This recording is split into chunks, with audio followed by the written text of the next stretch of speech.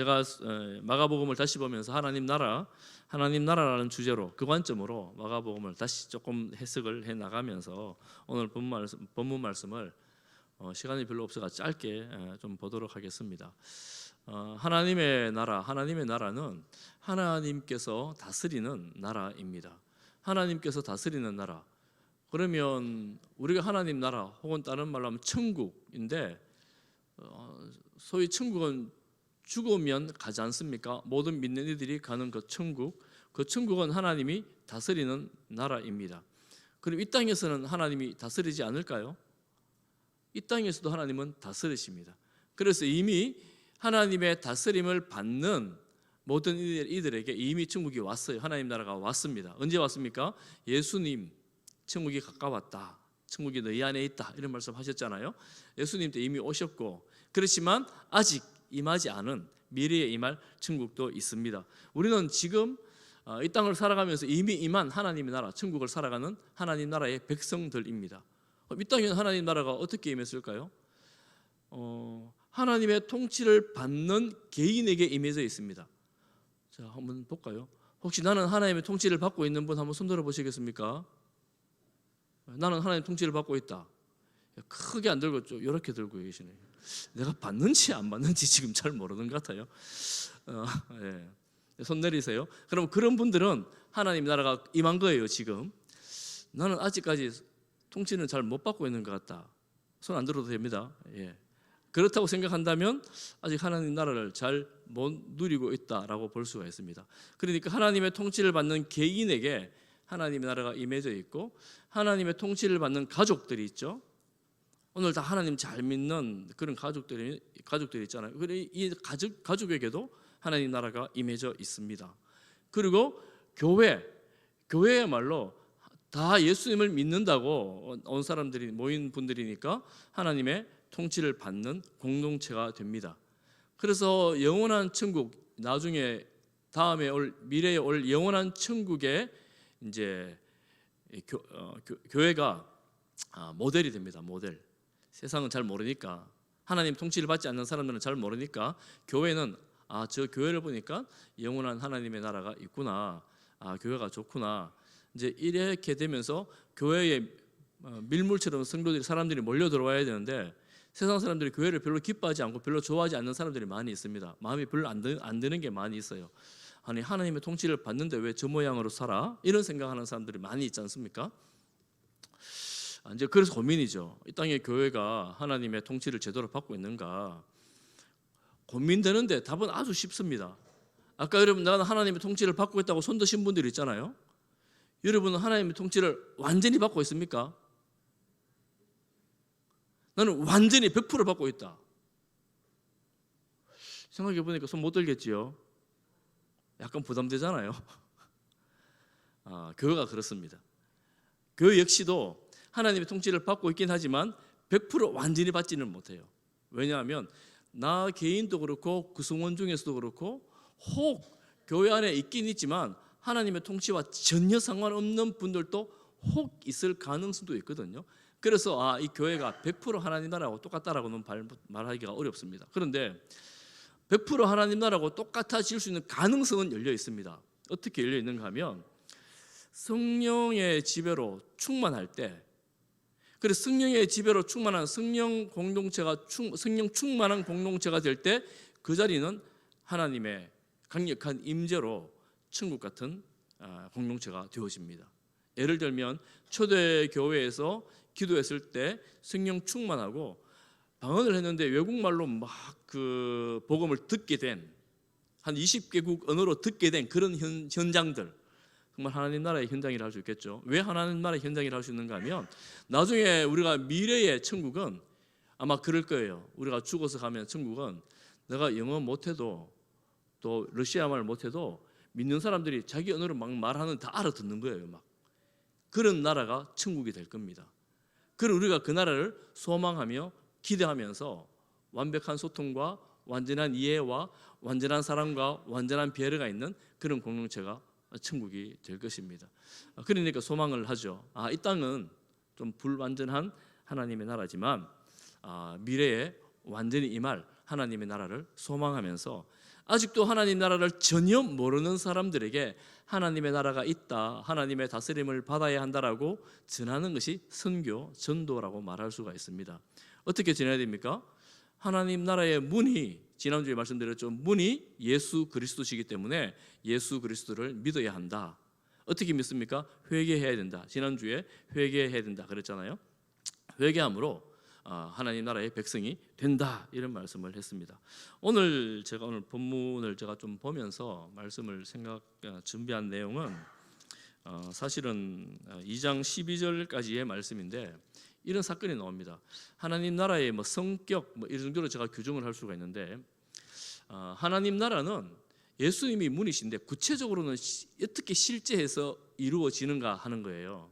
땅에서, 천국 말고 이 땅에서요. 예수님이 사역을 시작하시면서 제일 먼저 하신 게 뭐냐면 회당에서 말씀을 가르치십니다. 하나님 나라의 문이 말씀으로 열리게 되는 거예요. 그런데 예수님 말씀을 전하실 때 그 자리 회당에 있던 귀신이 예수님을 알아보고 소리를 지릅니다. 그런 일이 일어나는 거예요. 예수님이 하나님 나라의 문으로 오셨는데 말씀하실 때에 역사들이 일어나게 되고, 예수님이 가는 자리에는 이제 귀신들도 벌벌 떨게 되고 떠나가게 되고 이런 일들이 일어나지 않습니까? 그래서 이 하나님의 나라는 말씀의 역사가 있는 나라다 하는 것입니다. 성도들이, 하나님 나라의 백성들이, 그래서 우리가 이 땅을 살아가는 방식으로서의 말씀을 묵상하고 말씀을 읽고 말씀을 내 삶에 적용하는 것이 굉장히 중요합니다. 왜 그렇겠습니까? 하나님 나라가 말씀 가운데 임하여지는데 말씀하고 상관없이 살아가는데 내가 하나님 나라 백성이라고 말할 수 없는 거지 않습니까? 그러니 하나님 나라 백성이라면 당연히 하나님 말씀을 읽고 묵상하면서 하나님 말씀을 따라 살아가는 것이 가장 중요하다, 이렇게 말씀을 드릴 수 있습니다. 그렇게 말씀을 읽으면서 귀신 드러나는 것처럼 우리 마음속에, 우리가 성경을 묵상하면서 말씀을 들으면서 죄가 드러납니다. 죄가 드러나고 우리의 연약함, 인간의 연약함이 드러납니다. 여러분, 말씀을 묵상하면서 이런 일들을 경험을 하셔야 돼요.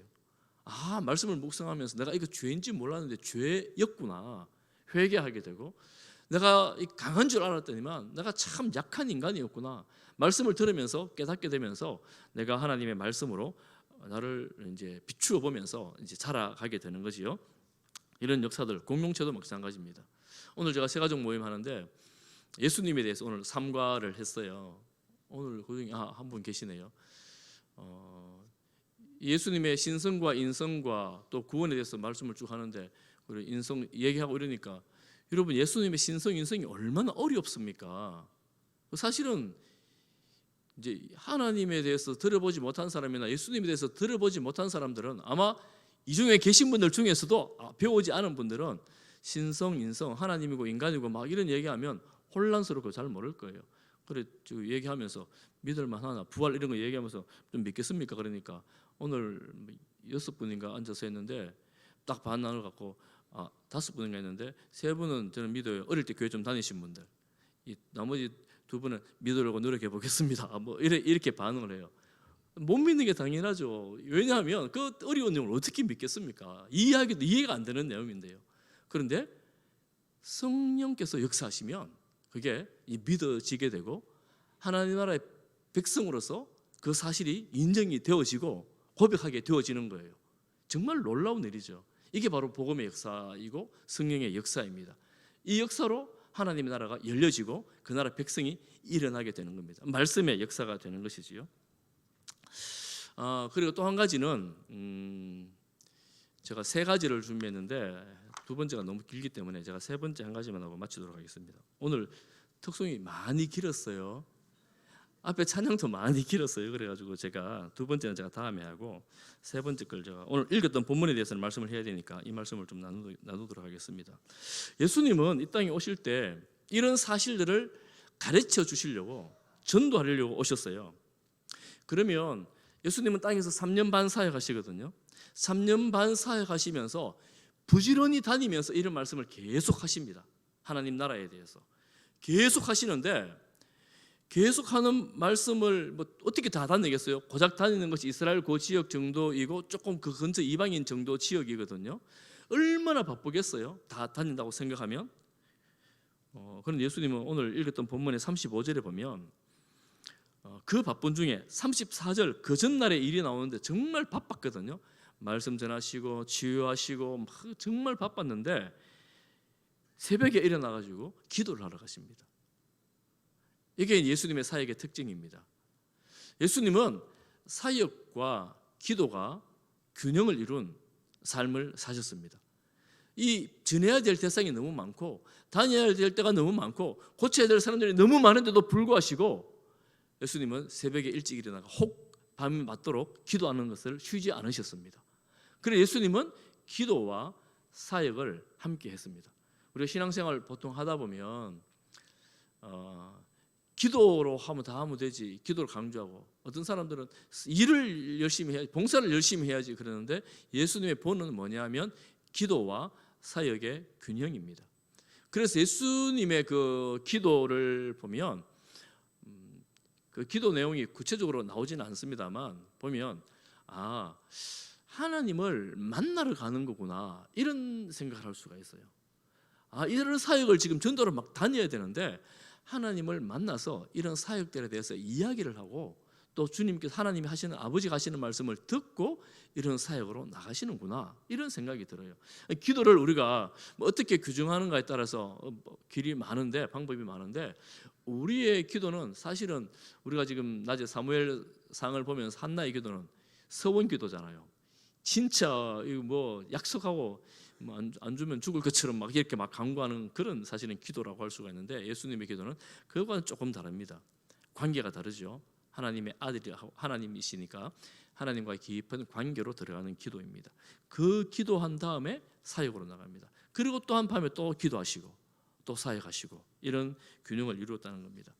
우리가 하나님 나라 백성으로 이 땅을 살아갈 때 우리의 삶의 본이 되어집니다. 우리는 일로 분주하잖아요.